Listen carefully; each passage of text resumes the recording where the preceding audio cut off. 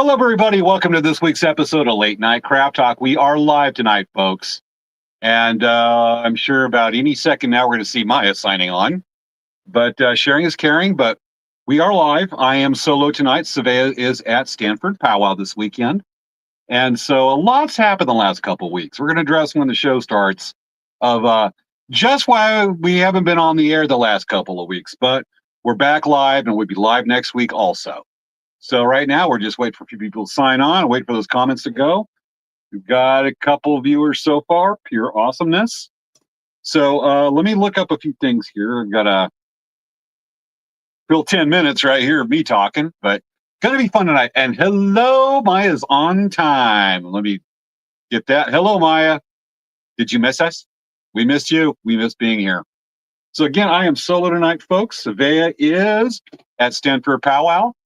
And we got a couple more viewers popping on. Awesome. Sometimes we've been gone for a couple of weeks and we have like one of these really. Why is there a commercial popping up? This is seriously, what is that? Okay, that was weird. Anyway, so what you're seeing on our countdown screen tonight are flowers because, Mother's Day. Gotta have a lot of flowers. Give some flowers to mom. Show you love her. So that's where we're having fun. But we're doing a two-parter today. Well, most of the show is going to be concentrating on Mother's Day, and sometimes you like to, a show likes to find like a twist or a hook on Mother's Day to kind of make it their own. I found something today that's going to be real interesting. That's going to be awesomeness, and we have another pronouncement from El Presidente Maya. Hope you are having a great week so far. Yes, totally missed y'all. Oh, believe me, I did too. So, Svea and I will be both on the show next week. Anyway. So we're doing a doubleheader tonight for subjects. Most of the show is going to be about Mother's Day. We're going to be talking about the history of Mother's Day. And I kid you not, I'm going to say this a couple more times. I found a twist today on the history of Mother's Day. Let's just say that there is a direct correlation. They're directly related to of Mother's Day, the creation of Mother's Day, and prohibition, as in like no booze during the 1920s. Yes, they are directly related. And that is. I'm a history nerd, folks, so take the ride with me tonight. It is going to be cool just to talk about how those things too tight again. All right, remember sharing is caring. I am signing on right now and doing my part. So let's see. Sharing is caring. I hope you're doing your part too, folks. All right, we got more watchers. We're going to get a good crowd tonight. Usually, if we've been on doing replays for a couple weeks, we don't get a lot of people coming on, assuming there might be like another week of replay, but live tonight. So let me do a share. I hope you're doing it too. I always put we are live for this week's episode of Late Night Craft Talk.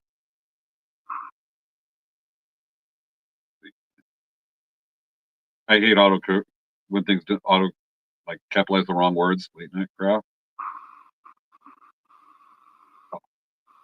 Exclamation point. And shared. Okay, I've done my part, folks. Another pronouncement from El Presidente Maya. You tell like it is, girl. If you feel like it, please share, folks. And if you don't like it, please share, folks. Okay, we're going on. Let's see. We've got a number of viewers. Let us know who's watching tonight so we can say hi. If you're new to the show, you haven't seen it before, welcome. Let us know who you are, where you're from. Again, I am solo tonight, no Svea, which actually means we can misbehave. We can do anything we want. Svea's not going to go, no, because it's us tonight, folks. All right. Again, look at that beautiful field of flowers just to kind of inspire the beauty and love of Mother's Day. Ooh, flowers are so beautiful. I agree, Maya. Definitely. All right. So I've got a little prep here to do. I've got my snacky snacks ready for the show tonight. You can probably hear it. The combination of trail mix and dark chocolate orange sticks tonight. Okay. When I was recording this, Maya, the fields of flowers, I just had to sit back and watch. Usually I'll just, download some clips and whatnot and then let it play. But I had to look at it. This was cool. And it's a perfect match for Mother's Day. I mean, who doesn't want to go wandering through a field of meadows? A field of meadows. Oh, lovely aphasia. A field of flowers. Work with me, folks, today. Thank you, Maya says, good job, James. All right, who else do we have? While we're doing this, okay, you know what? What is this? Okay, yeah, okay. The countdown is going with us because we have a doubleheader tonight between ways to celebrate Mother's Day and History of Mother's Day, and we're going to be talking about at the end of the show, probably the last 10 or 15 minutes, probably the last 10, what the NREMT exam is. It is, a lot of you know, I've taken a class pursuing medicine, and EMT basic from the National Registry of EMTs. We're going to be talking about what's involved with the test. And so why not split the countdown into two? We have flowers and now we have an ambulance driving through what looks like a back road of Utah. So I hope we get back to flowers. I forgot I did this. Seriously. Hello, Kelly Jo Miller. Awesome. It is pretty. Except maybe the, chroma keyed ambulance. So we have the ambulance driving through. I hope we don't have 3 minutes and 57 seconds of the ambulance driving on the road, but it's pretty scenery. And now we get the back of the ambulance driving down a dirt road. Okay. That looks like a pretty rough dirt road right there. I hope it's not ruining the suspension of the ambulance. But anyway, so I'm going to look up some fun Mother's Day jokes while we get ready down here. And it's pretty desert. Hope that part works for y'all. Okay. But let me look up some fun stuff here while the ambulance is going bumpity down those rocks on that road. I know that some people in those units have to drive down roads like that in those things. And, well, I hope it don't break down. Okay. Looking up some fun stuff. Here we go. I want to look up some Mother's Day jokes because there's some like good groaners, and I don't want to completely we have 3 minutes left, so there's not going to be a lot of time of dad jokes, but this up Mother's Day jokes. So I want to get up. There's some good ones, clean ones. It's not exactly Hallmark Channel, but good housekeeping works for it. And the ambulance is in a bike race. A bunch of people riding a bike, and the ambulance is following them. Okay, the ambulance is going places. We've gone from Utah backcountry to down a desert dirt road to people riding bikes around the ambulance. I always like the jokes. Thank you. And also, little switchboard operator time. A message to Maya, Presidente Kelly Jo Miller. Hiya, Maya. All right. So with that, and now the ambulance is, okay, I'm trying to get the jokes, but now the ambulance is apparently racing in a 1990s arcade game. It's going very fast down the road. And now it's going to crash. And now it's back on the road. 9 lives of the ambulance. Okay, now we're looking at an airplane taking off. How does that tie into anything else? I want to get to the jokes, folks, but okay, we got a Delta Airlines airplane taking off. Okay, and there's the ambulance flying along the airplane with no wings. How do they do that? All right. There's only a minute, 30 seconds left. We don't have to deal with this much. I'm trying to get these jokes. I love the pop-ups. All right. And we're in warp speed. We're in a TIE fighter. Okay. I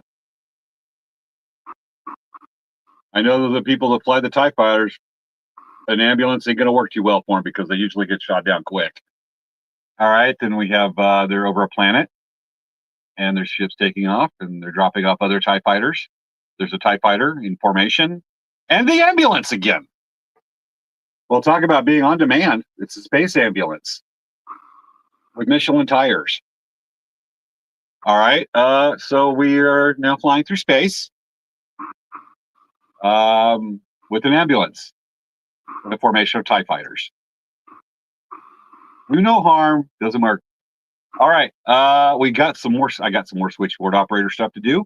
We do have a message from our own Wendy Hodge. I'm in before start time. Hello, Wendy. Enjoy the TIE fighters battling the rebellion with an ambulance. It's definitely not AMR. And now the ambulance is flying in formation when they're fighting. Luckily, I do not see any laser beams coming out of the ambulance. That would be a bad day. I'm kind of against the Hippocratic Oath. 2 seconds, folks. Countdown. Let's go. Start the show.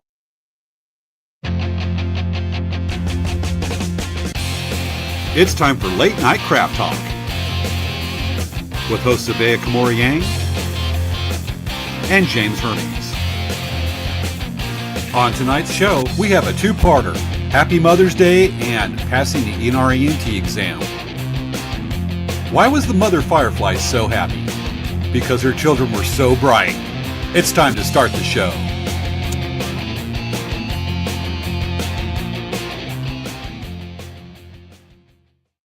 Hello, folks. I'm James Hermes. Welcome to the Late Night Craft Talk. Just to prove we're live, here is today's date. Friday, May 9th. So it's not coming clear on that one. But just to prove we are live, this is not pre-recorded. Here we are. Welcome to this week's episode of Late Night Craft Talk. Okay, we are solo. Just us together, no Svea, so we can do anything we want. We can misbehave any way we want, unless Svea is also watching the show. So let me get a little thumping right here. Usually when I go solo or we have a guest host, Svea's not here because we have different duties, then I forget to put up the banner. Guess what I have on my outline, written right there? Put up the banner. So let me get that done. There we go. Awesome. Okay. Now I got it right. I actually remembered this time, which means I'll probably forget a bunch of other things. There's only so much RAM up there. Anyway, welcome to this week's episode. Our apologies for not being on the last 2 weeks. We've had some technical difficulties. Usually we do a replay of one of our favorite shows over the last few years. We are starting as of late April. We're in year 5 of doing this talk show. It has been a heck of a ride, and we're going to be doing it as long as we can. Anyway, so what happened is we had some internet trouble here at my house and generally my neighborhood. And usually on replays, I'm the one that edits it, uploads it, and makes the announcements and puts up the graphics. Had some trouble with the desktop combined with trouble with internet in our area, and it was not fun. I could not stay on the web long enough to upload a whole show, and that coincided with our start of our 2 spring shows, being Lakeside Rodeo and Koopa Cultural Days Apollo Reservation for Elk Rock Traders. So that is a very busy doubleheader show that we do, and combined with the internet, it just wasn't going to happen. We finally got the problem fixed last Monday, hence we're live tonight. Otherwise, that's why we were not on the we did not have a live show or replays the last 2 weeks. We don't like it when this happens.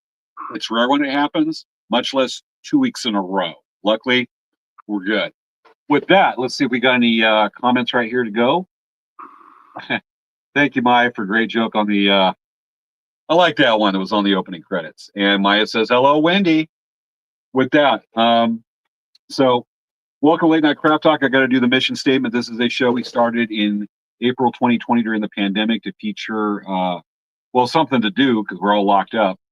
But we were decided to have some fun and feature our guests and subjects that are informative and inspirational. And this is a collaborative show that's put on between Dancing Bear Indian Trader and Elk Rock Traders. And we figured we'd go on for the time of the pandemic, and here we are 5 years and 2 weeks later. So having fun with it and good stuff. Now, a little more some more comments to share right here with that. We have always good to have an ambulance along with the TIE fighters. Yes, definitely, Wendy. I would ask you, had Wendy come on, but kind of need a break, and I don't want to keep on asking. I don't know, put people out too much. Wendy's always fun to have on the show. It's great, but tonight was just going to be me. I was going to have another co-host new. There's a mother and their son. Unfortunately, school got in the way in band performance tonight with the jazz band, so maybe able to happen. So here we are again. Just us, no Svea. We don't have the big watch making us behave. All right. Announcements from Dancing Bear Indian Trader. They are at Stanford Pow Wow this weekend. If you live in that area or not at the Pow Wow now, go check them out. If you live in Northern California, somewhat close to there, an hour's drive, it is worth the drive. Stanford Pow Wow is one of the best powwows in the state, and you'll see them up there. Otherwise, there's no really new announcements from Dancing Bear Indian Trader. As far as Elk Rock Traders, we were at Lakeside Rodeo 2 weeks ago. It was a 4-day. It's a 4-day show for us. That's a long show for anybody. and we were at Koopa Cultural Days Apollo Reservation last year.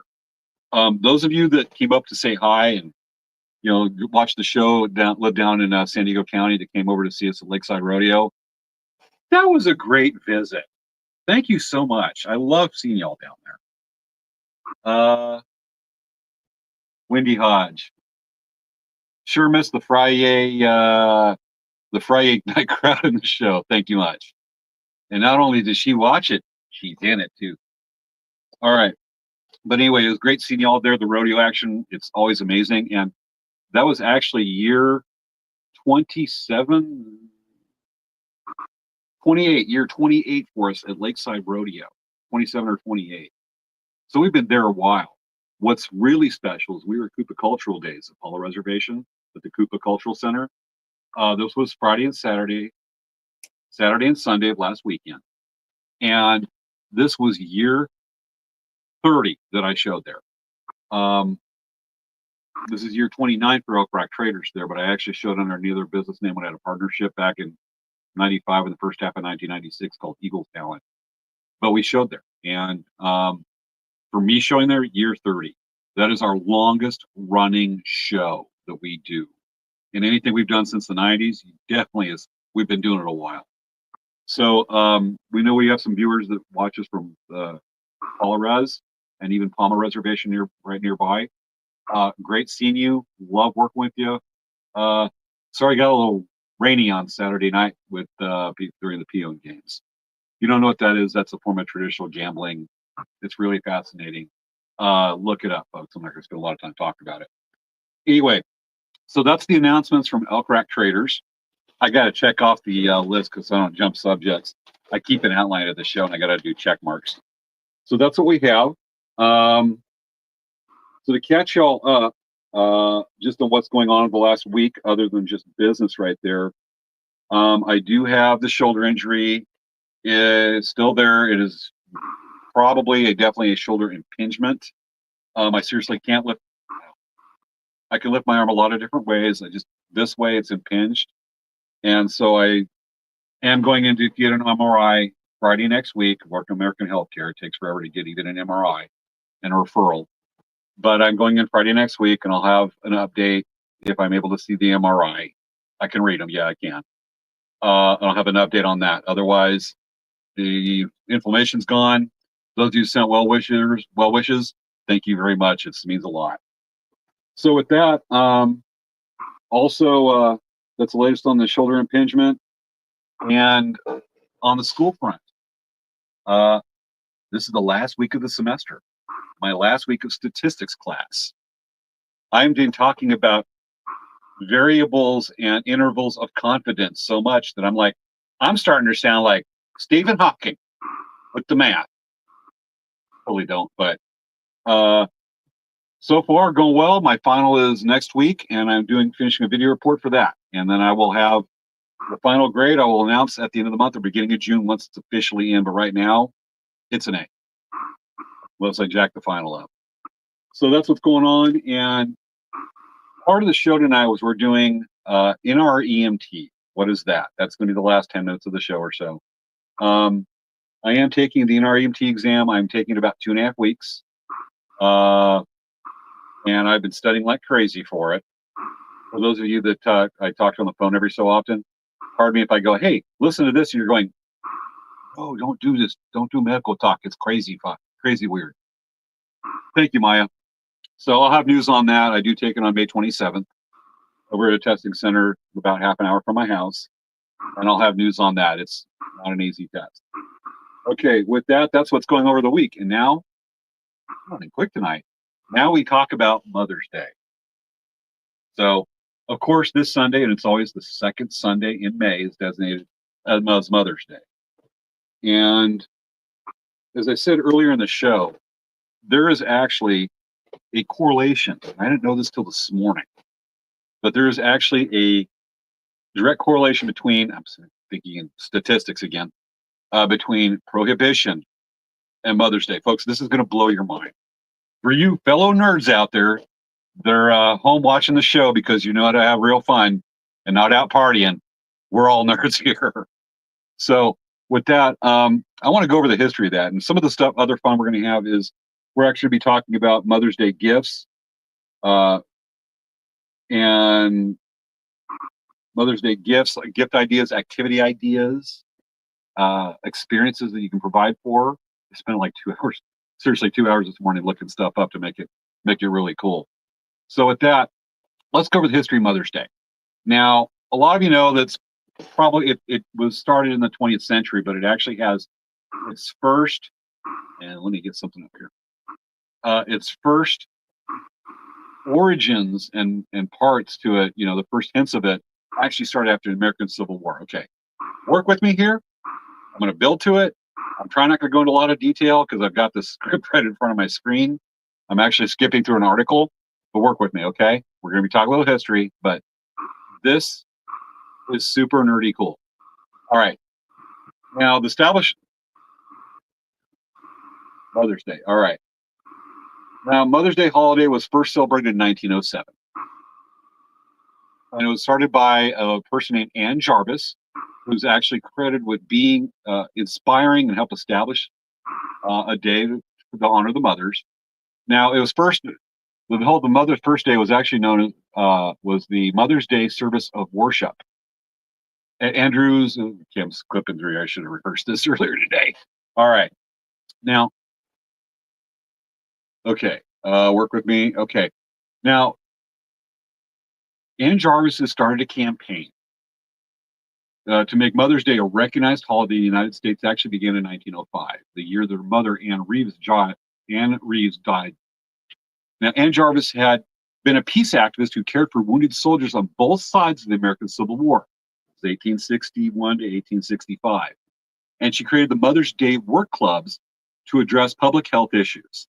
Now, she and another peace activist and a suffragist, I'm sorry about using those words for you folks, I'm paraphrasing this article I'm looking at, a suffragist named Julia Ward had been urging for the creation of a Mother's Day for peace where mothers and would ask their husbands and sons to be no longer killed in wars.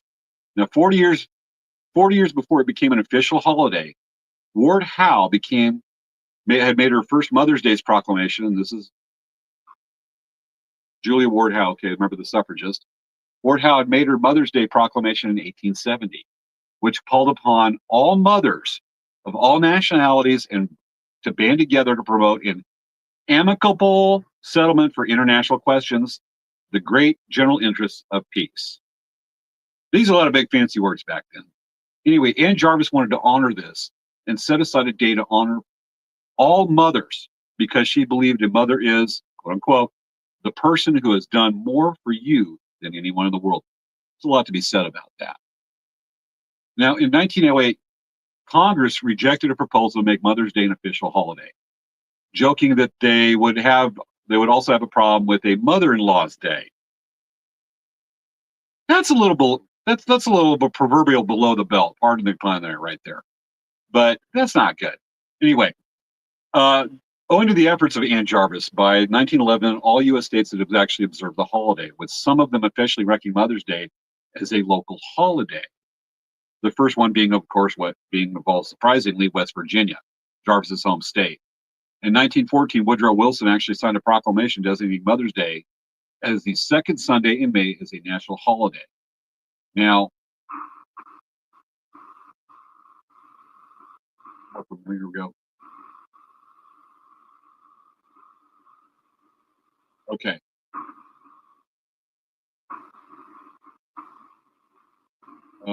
Getting to where I need to be. Work with me, folks, here.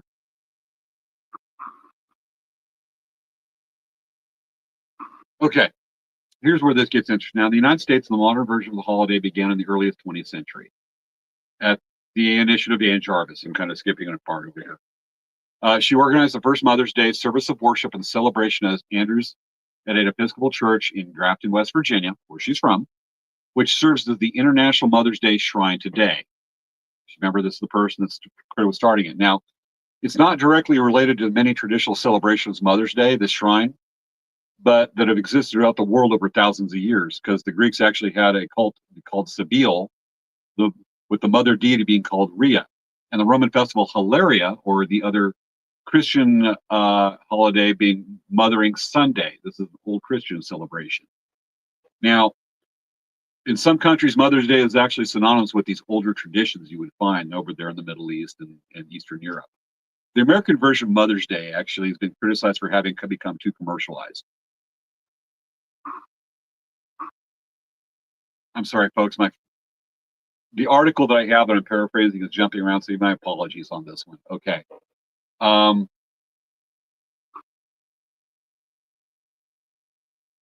I'm losing the place. Work with me. It's going to get better. I'm trying to get to this one part. All right. Okay. I'm going to paraphrase this and break it down and give you the connection right here. Other than jumping around, look at this article. Now, the people that started it started with Protestants and Methodists over in the East Coast, East United States, and a lot of them were actually involved with the peace movements after the Civil War because it was bloody, and they wanted to honor mothers, and it became kind of something not completely dissimilar to like the peace movements during the Vietnam War, and through doing this and their efforts, they actually got Congress to agree on this Mother's Day.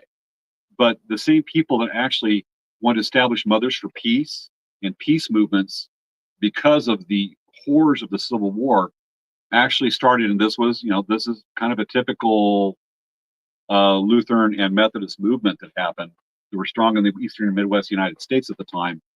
That part of this was owing for peace was to get rid of bad influences, to make things wholesome. And these same people were also the ones that were in the temperance movement. And so the pursuit of mothers was part of a peace initiative to honor the family and to honor the family, honor mothers, and try to keep their peace. Okay, I'm skipping a word here. But by doing that, these are the same ones that did the temperance movement, which caught on. And so the same people have inspired, including Ann Jarvis, Mother's Day, were also in the temperance movement to bring on prohibition. So the person that was inspired and said to be the inspiration for Mother's Day was also one of the ones that got rid of people that inspired the movement and led the movement to prohibition. So that is where it actually ties in. It ties in from that Protestant and Lutheran and Methodist push, more kind of probably Protestant Lutheran push for temperance right there. So that's actually they all tie together. And let me go over here. Okay, I'm looking to see if there's anything to bring up on the keyboard. Yay, no more statistics. Congratulations. I hear a weird background noise. Sounds like Vader breathing. It's probably my laptop with the fan going. It's also probably the AC. It's hot out, and I'm working with a new microphone and setup. I'm going to change it out. Thank you for letting me know that, Maya. Okay. So with that, that's kind of the history of Mother's Day on there. And now we're going to go into ways to celebrate it. All right. We have a couple of switchboard operators messages here. Wendy Hodge says, hi, Kelly Joe. And again, the Maya said that you have a weird background noise. Folks, let me know if you hear a weird background voice like Vader breathing. I'm hoping it's not the ambulance in the chamber with Darth Vader now that was flying around with TIE fighters anyways. All right. Now with that, this is fun because usually Savannah and I bump up, work with each other on this, and I've got to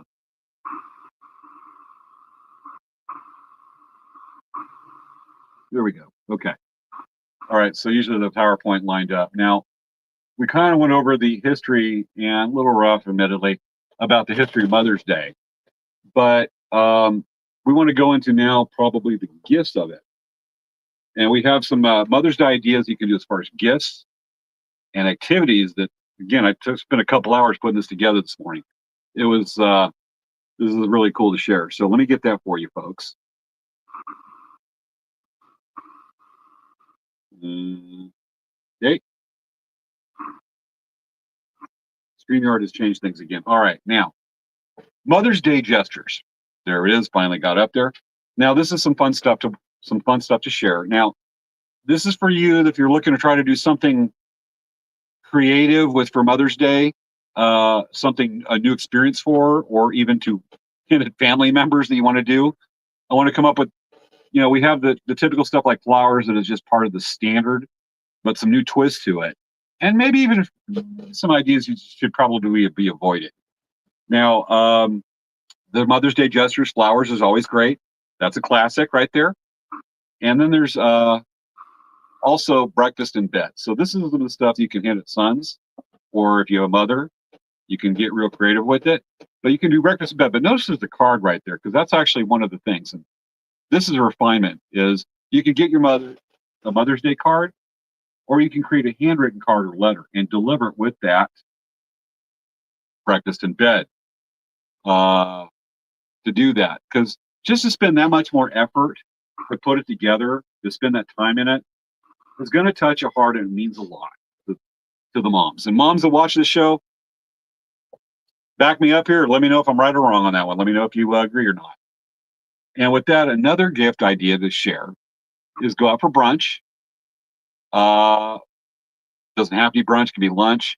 You can do it at home, make a brunch right there, have them cook, have whomever cook for you, or have it delivered, or go out. So those are some good ideas. But it's looking for going out to McDonald's is not going to brunch. Go out something nice. Family dinner. Now, Mother's Day at home. This is another way.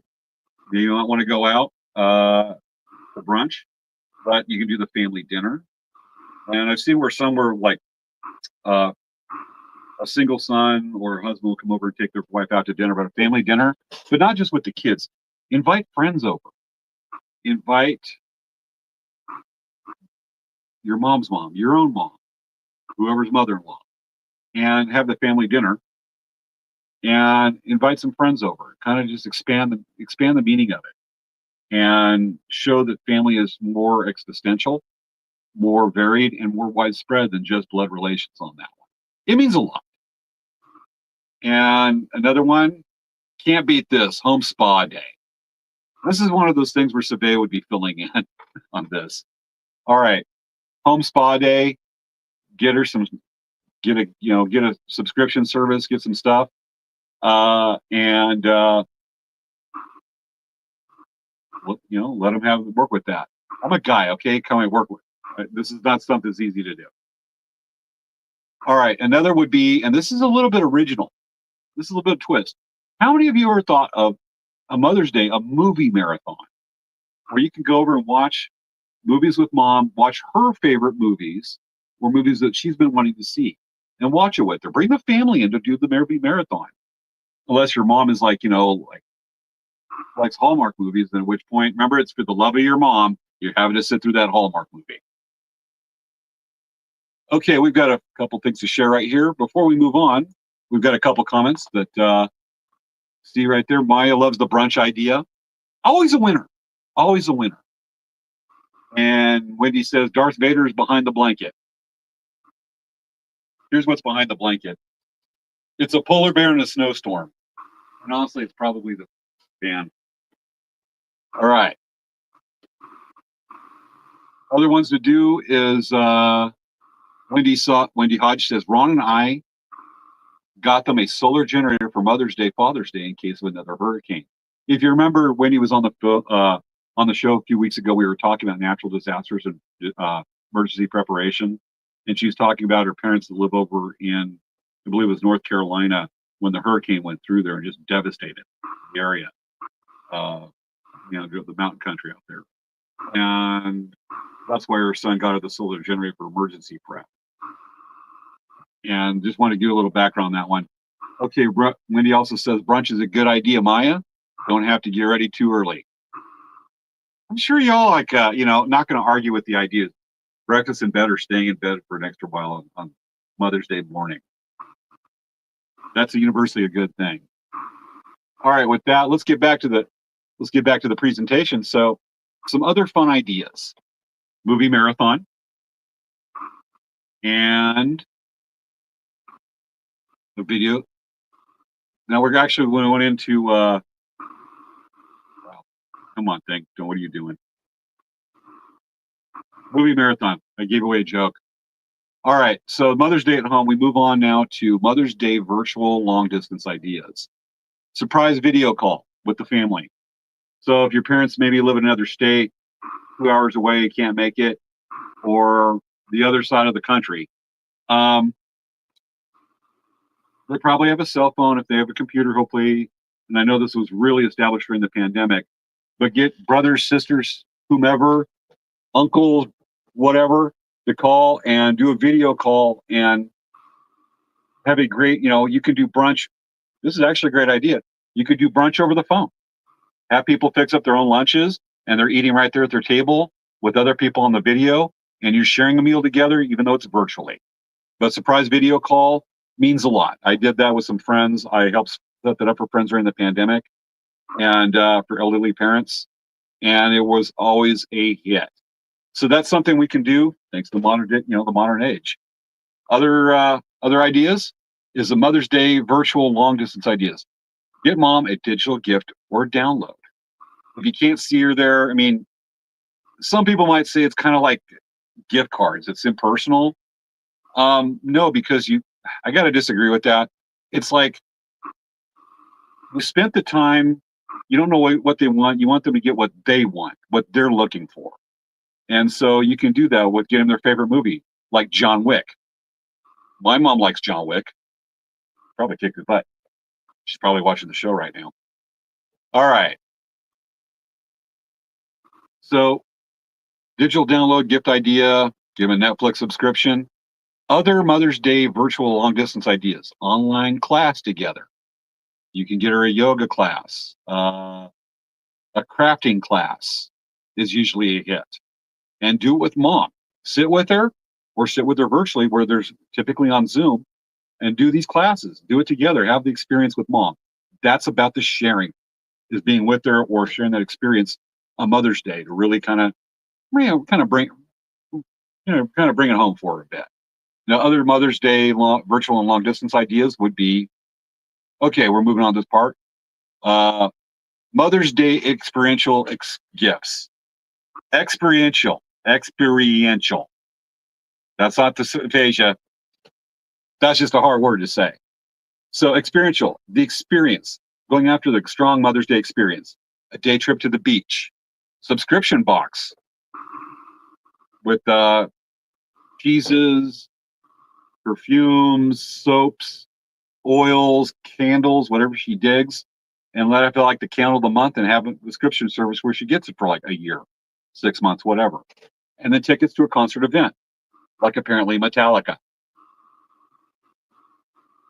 We have another gift right here. We have a couple comments to follow up on.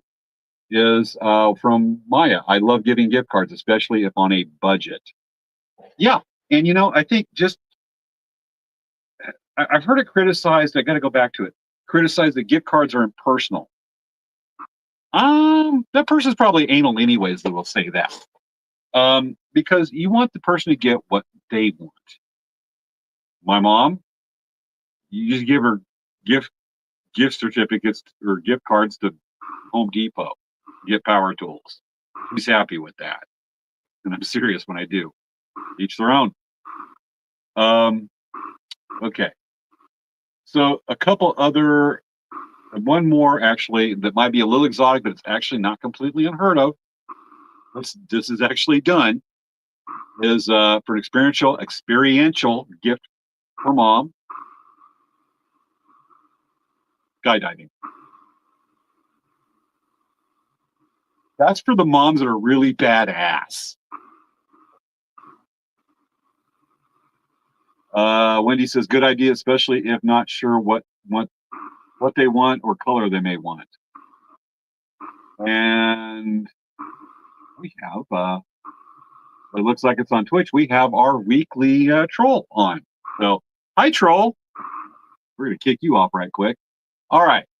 So, that kind of brings up the skydiving, is that something really adventurous. Safari, a 4-wheel Jeep drive around here in Coachella Valley. We have what's called the Red Jeep Tours, where they'll take you out to like San Andreas Fault and some of the back areas of the desert. Yeah. And some of us, it's not exactly exotic, but to others that are, not used to getting out, that's a big adventure for them. And kind of expand that scope. Go beyond the comfort zone a little bit. Let mom have an adventure. And that's why I brought up the skydiving. The really badasses would go skydiving. And with that, now we've actually gone over a fair amount of material, what's considered good gifts, and there's ways to experiment that. And seriously, if you want to experiment, and I did it earlier today, just to get some ideas, I'll admit it, I used AI. ChatGPT gave me some good ideas that kind of pursued that, to give some stuff, to give categories, to get you thinking about unique or twists, or just a kind of a new thing, a new angle on Mother's Day gifts or experiences. But then again, there can also be some really bad ideas.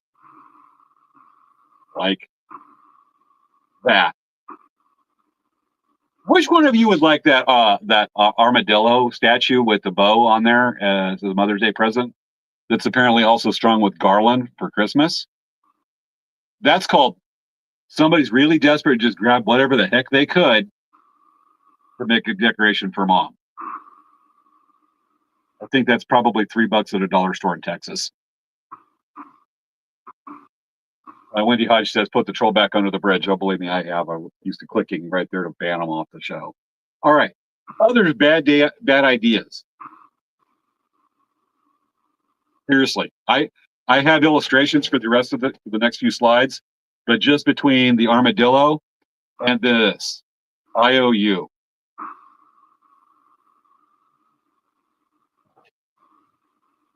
Okay. That is so indicative of many categories of writing an IOU to mom going, Mom, I love you, so I'm going to promise you this in a couple weeks because I forgot or whatever. Lady Hodge says maybe mom likes armadillos. Maybe they do. They like to cook them too. Never mind the connection to leprosy. All right. So, yeah, IOUs in that category, be it directly or in that, something amounts to an IOU, don't do that.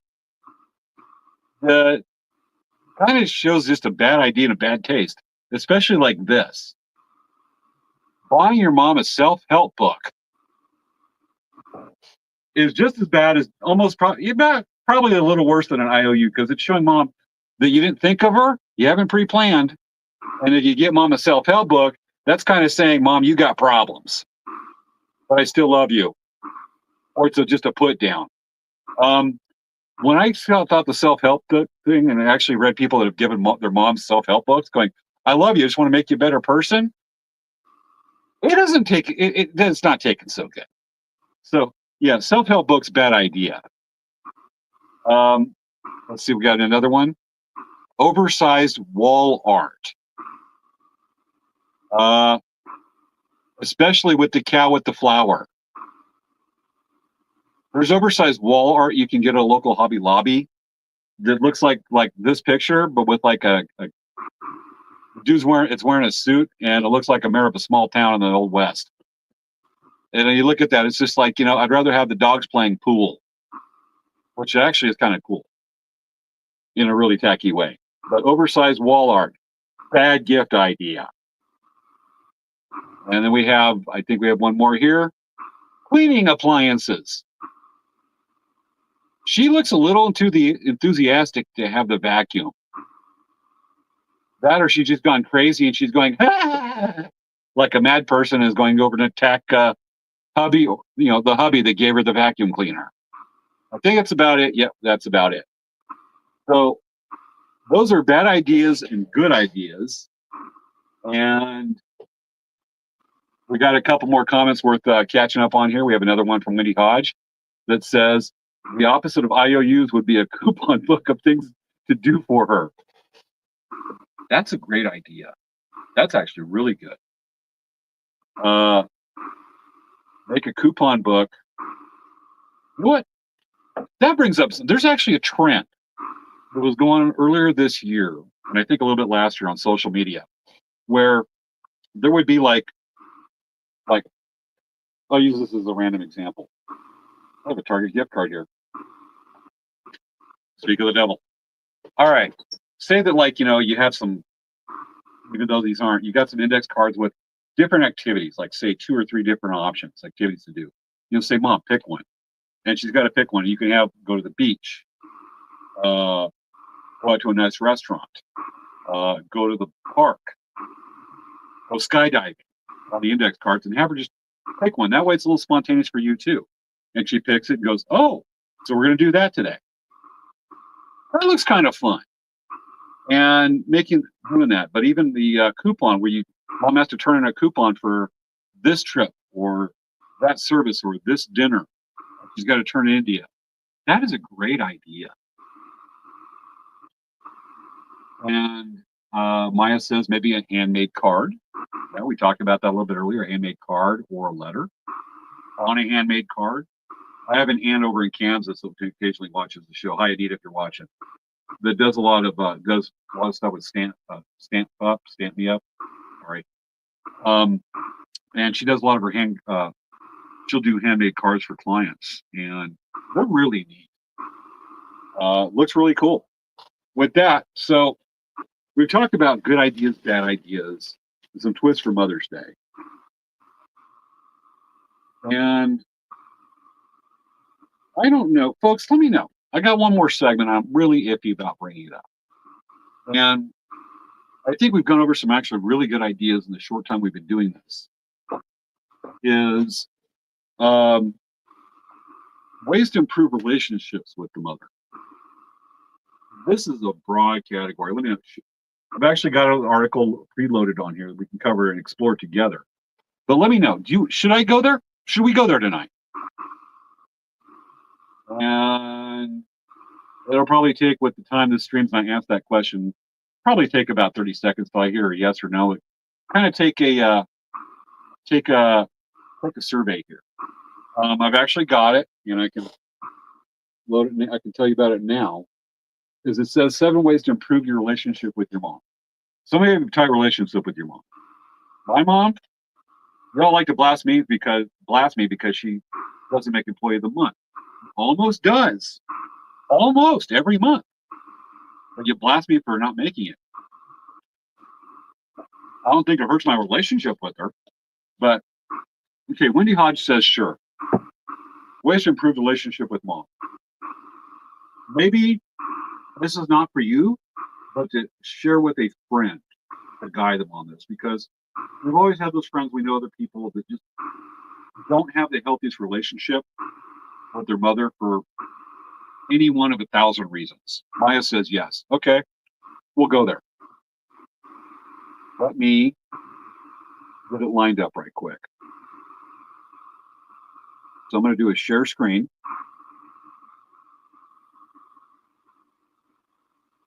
And do this one. Okay, here we go.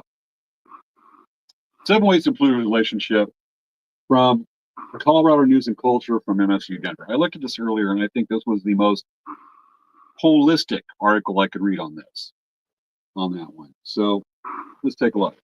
Let me blow it up for you. We'll read it together a little bit. All right, 7 ways to improve your relationship with your mom. Bring your mom in close to the family.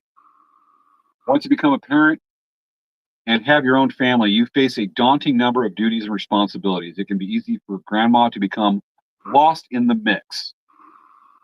But if you reach out to her, your mother could prove to be a really useful and valuable addition to your family unit.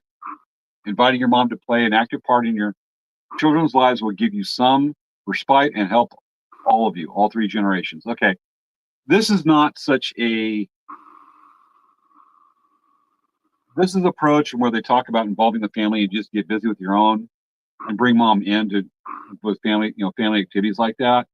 I was thinking of something more of a dysfunctional setting, like say a mom that's manipulative, who may have left, may have said something that really hurt some hard feelings. I thought might be there, but I thought, like I said, a more dysfunctional setting on that one. But yeah, you can get along with your mom totally, but get her involved with the setting with the family, because yeah, you can get real busy. I have seen other families do that I'm close with.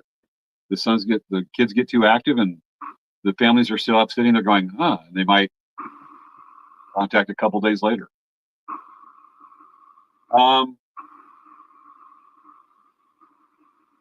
right, we're going to go back to the Employee of the Month thing. We're going to touch on that article, but this is too dang funny I got to share it. From Wendy Hodge. I think you set impossible standards for your mom so she can't make employee of the month. No, I don't. The standards are the same for everybody. Those standards are, it's an internal company secret. I can't share that information because of both HIPAA and uh, respect our employees' privacy. There. Remember last summer she took over my business and like we had a whole episode where they were slamming me. She declared herself employee of the month. So it's not every month.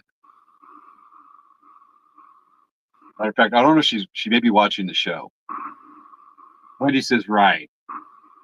Well, you know what? I can't give that information share employee privacy because we respect our employees here. We're a fine business here. Good practices, good ethics. Let me know if I tiptoed that well. Okay. Back to the serious stuff. Let's see right here. Bring your mom close to family. Carve out regular time together. You have your own life with a busy career, friends, and maybe a family, but even when time is short, it's worth making an effort to occasionally schedule some quality time with your mom to do whatever you enjoy doing together. Spending regular time just doing stuff outside of the usual family dynamics is a great idea. Yeah. Again, this is from a setting of something being more wholesome and not such a dysfunctional setting on that one. I think we maybe seen the rest of this article go that way. And folks, if you got a suggestion on this one, type it in. We'll share it. Let's go of the past. Okay, here we go. Nobody goes through a lifelong relationship with the person who raised you without building up a little baggage along the way.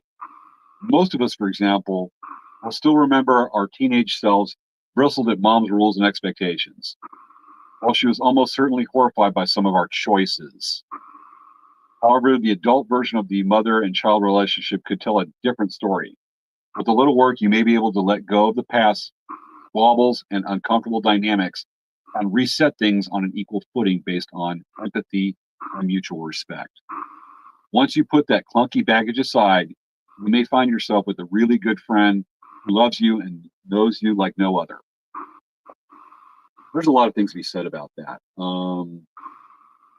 That's what I was kind of hoping to see in this article, is let go of the past. I mean, that's hard to do because a lot of times, depending on your point of view, your narrative, whatever the history, family members may have done something unforgivable at a time. But I've adopted a statute of limitations. There has to be a statute of limitations on when you're pissed at somebody. 3, 5 years, whatever. I have had people I know that have been mad at their parents for 30 years and will not give up the ghost. And one thing is that if you are able, and this is so true, that if you are able to let go of the past and try to forge a new relationship, that's better for your own mental health because you're not punishing them. You're punishing yourself by holding on to that grudge and that anger. Unless it's something just so freaking horrible. People change. And time heals all wounds. That's all I can say about that. I don't want to get preachy on that. Let's go back and look at a couple others right quick. And we're about that time frame that I can wrap up the Mother's Day part. Let's take a look here. Reciprocate the love and support you were given. Think about reciprocity of care. When you were a kid, it was completely natural to expect your mom to do all the heavy emotional lifting.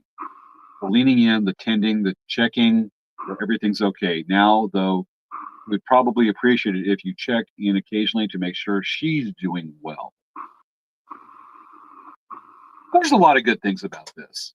And it says, like all other people, moms face their ups and downs, good days and bad, the usual challenges and upsets of modern living. And as they grow older, most would love it if your caring relationship developed into more of a two-way street. What's more, you might like it too. That's prophetic. Remember, she's more than just mom, the last part.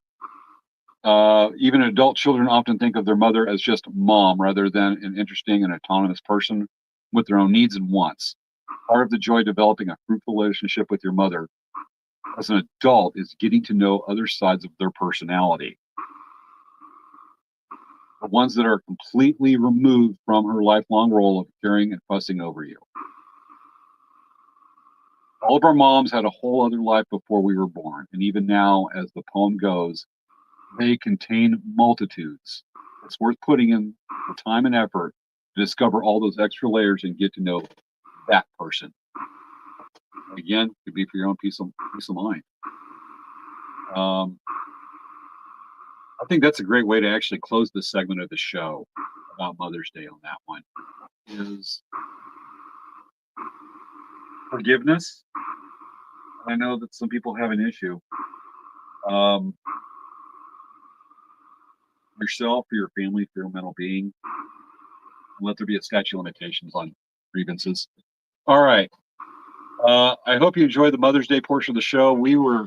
I honestly thought I'd go through the material a little bit quicker, but this, I think we got in a good little discussion here. And just to go, I'm going to go ahead and share what you just said. Well, you posted, the thing. I wanted to go with this. I put my mom through hell, all caps. Over time, things changed. There was forgiveness and grace given, and now we're good. Ma, you made me smile. Thank you for sharing that. All right, with that comes our next part of the show, which I was going to attack in the last 10 to 15 minutes, is the NREMT. Now, what is that? What's all of them letters mean? Okay, the NREMT is actually the National Registry of Emergency Medical Technicians. Those are the guys that go around what's called EMTB, EMT Basic, and those are the ones that usually drive the ambulances and assist the paramedics. Paramedics are advanced emergency, advanced life support. EMTs are entry level, but there's a lot of training with that. Thank you, Wendy. Wendy says that was a good bit of Mother's Day. I liked it. Thank you. So the NREMT stands for National Registry of Emergency Medical Technicians. And they actually set the test for many, I think like 28 or 32 states to set a standard practice and training that's universal amongst a lot. California, Texas, West Virginia, a lot of states. I know Arizona, Colorado, Utah, Montana recognize NREMT. Some states don't, but they have programs very similar to it. But this is the one that sets the minimum level of training and knowledge for the EMT to be able to get their certification and go out and do emergency, respond to EMS calls. Now, the requirements to be an EMT, and mind you, I was actually one back in the mid-1990s. Almost, I would say it was 30 years ago, plus or minus 30. Dying age. It's a great way to work with it, folks. Try doing it. When I say my age, I tell people I'm 25 plus 26.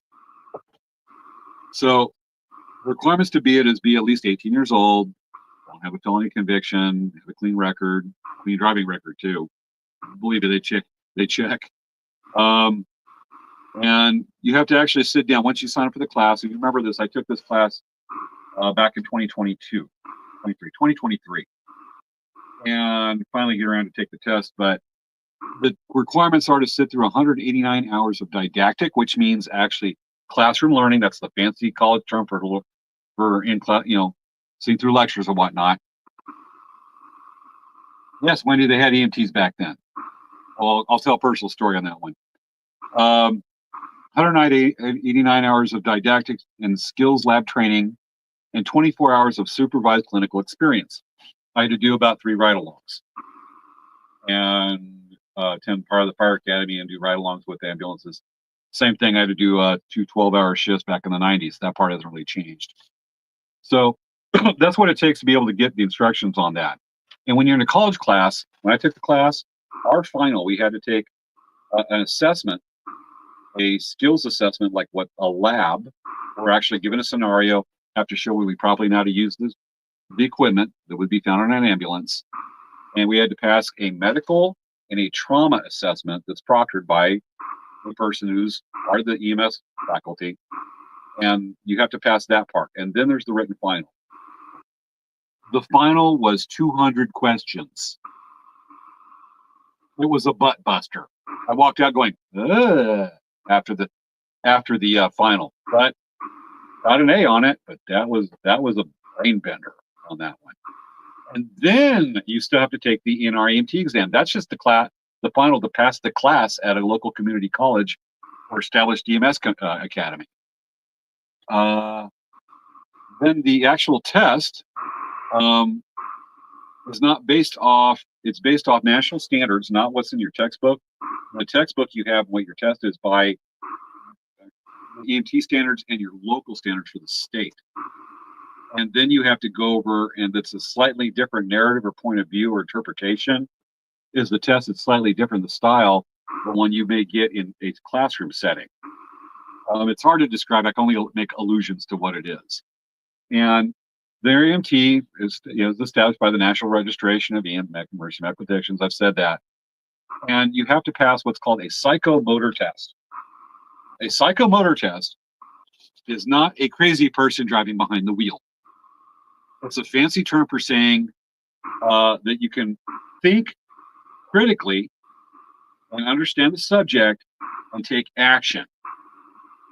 That's what they mean by psychomotor. And it's a quiz that you have 2 hours to take.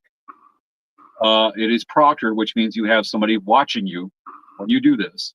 You got to go to a certain testing center, and you're in a room full of people, and you're looking at a computer screen, and you cannot talk to anybody, you can't get up, whatever. You're there and just glued. And cameras watch you, or people will be watching you, walking around, making sure that you don't have anything.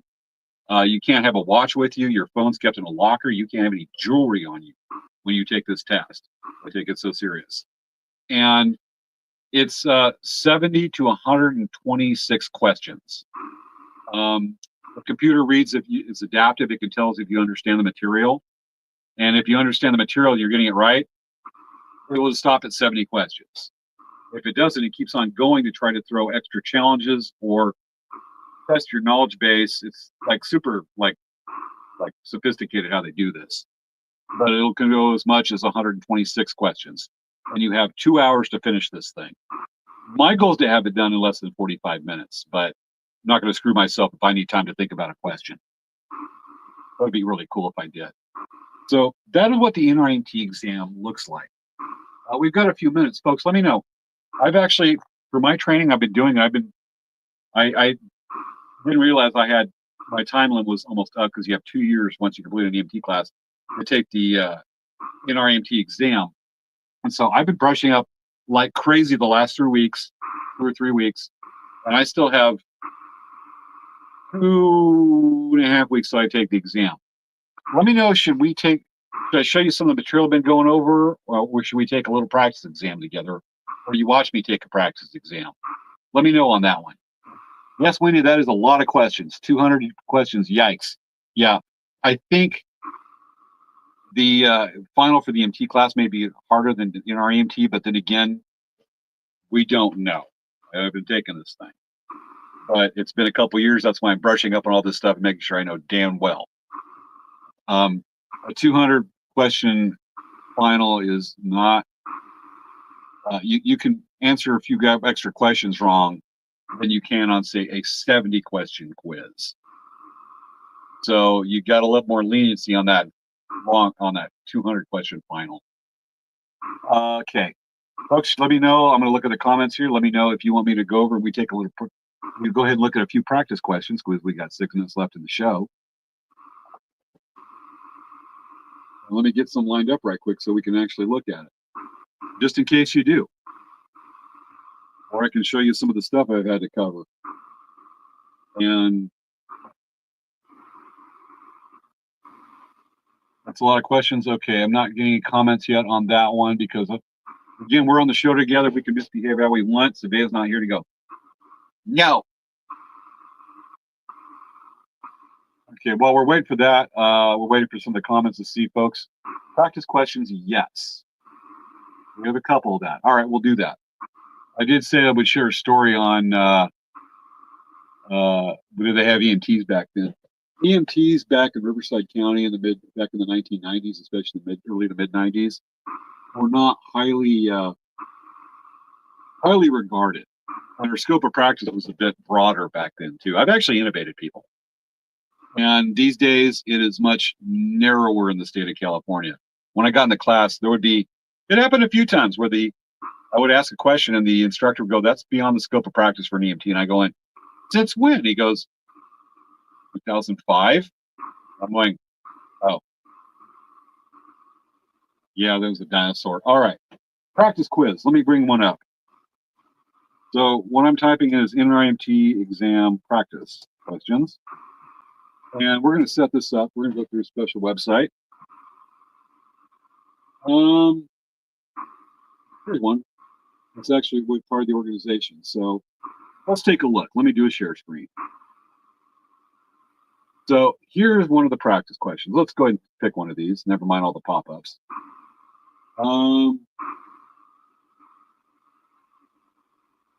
This question's on here. Let's try this. Okay.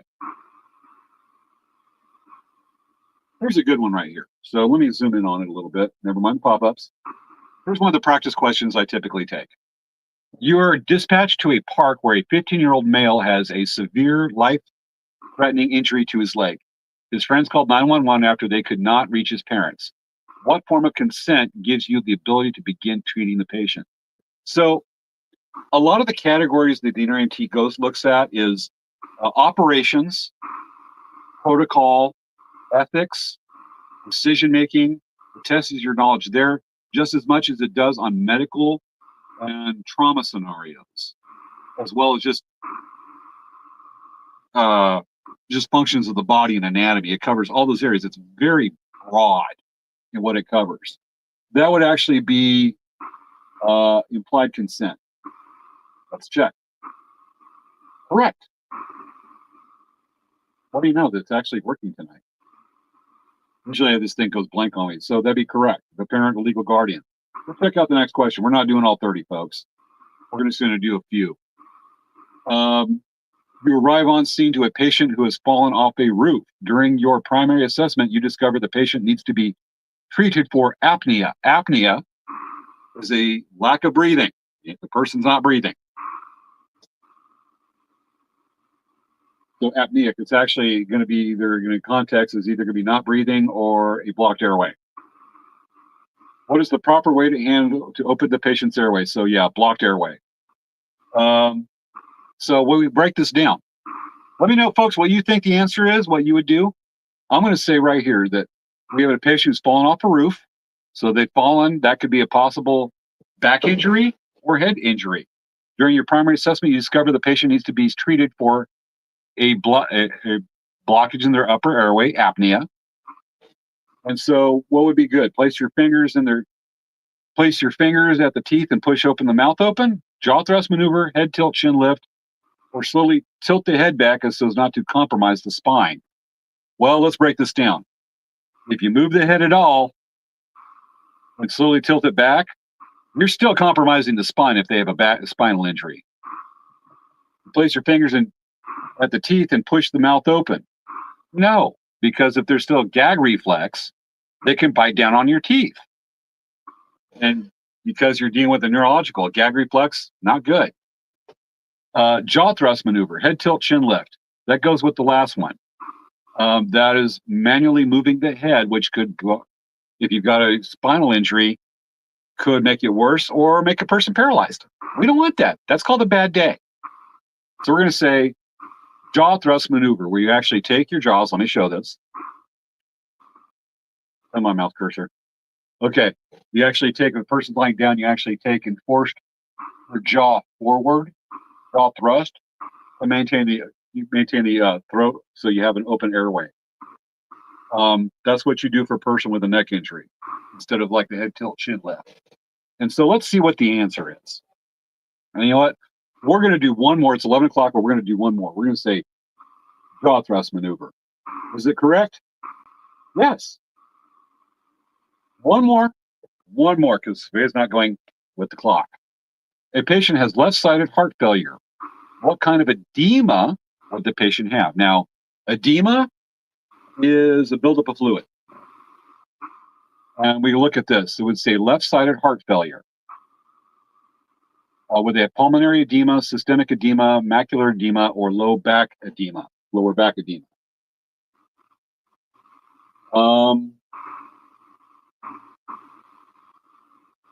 Now, left-sided heart failure, we got to break this down. Now, left-sided of the heart.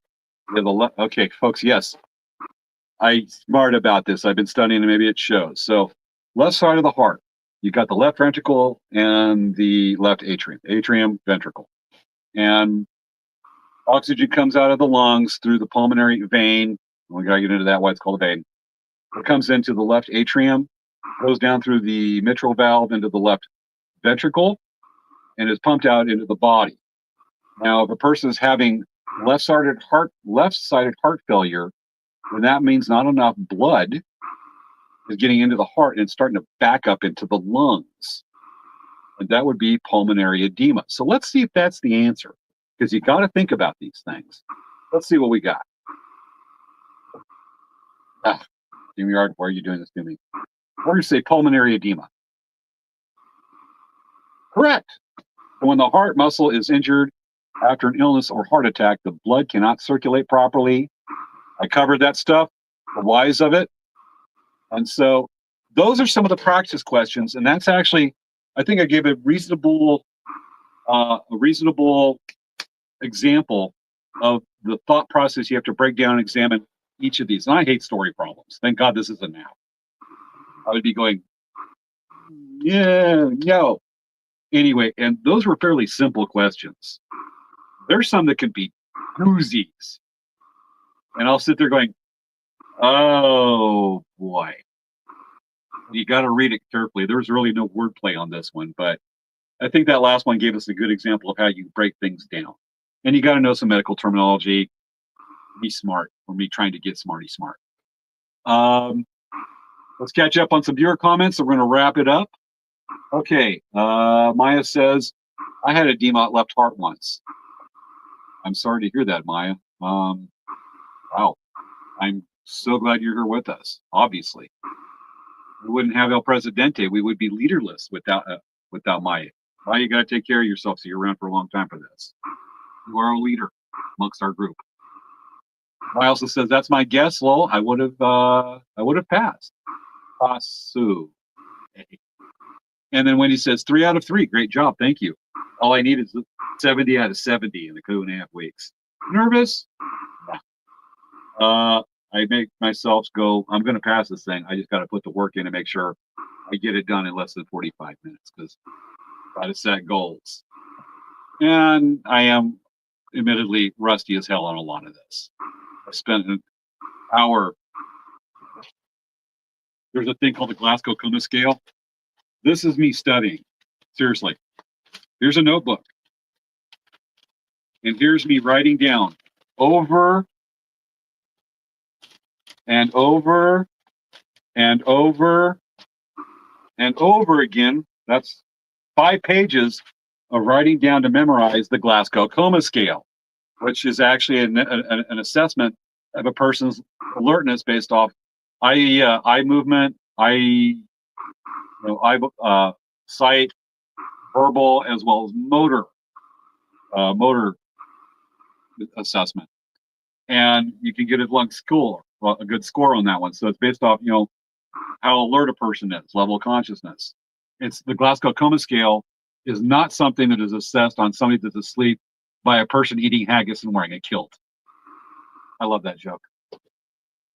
Yeah, that's what it takes. I can tell you now the difference between rails, crackles, and bronchi in the lungs. Be smart. We're sounding like it. With that, folks, this has been this week's episode of Late Night Craft Talk.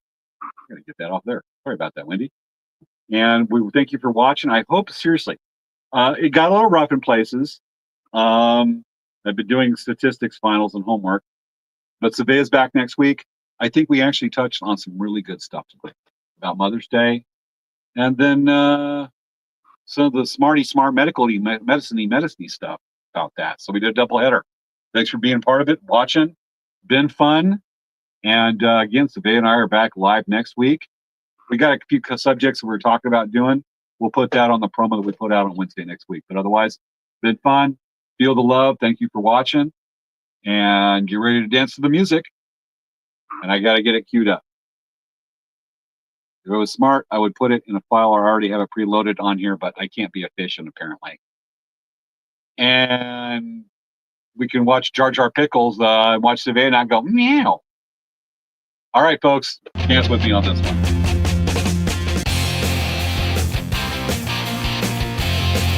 Okay, apparently, all right. It didn't pop up on my screen quick. Do over.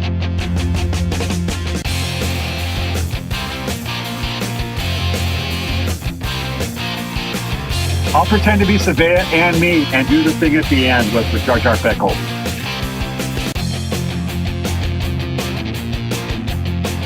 Yeah, I see that with PAH.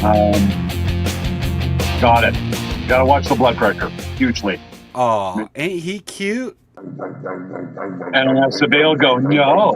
And I'll go, yes. And then we'll argue and say, good night, folks. Been fun. We'll see you next week.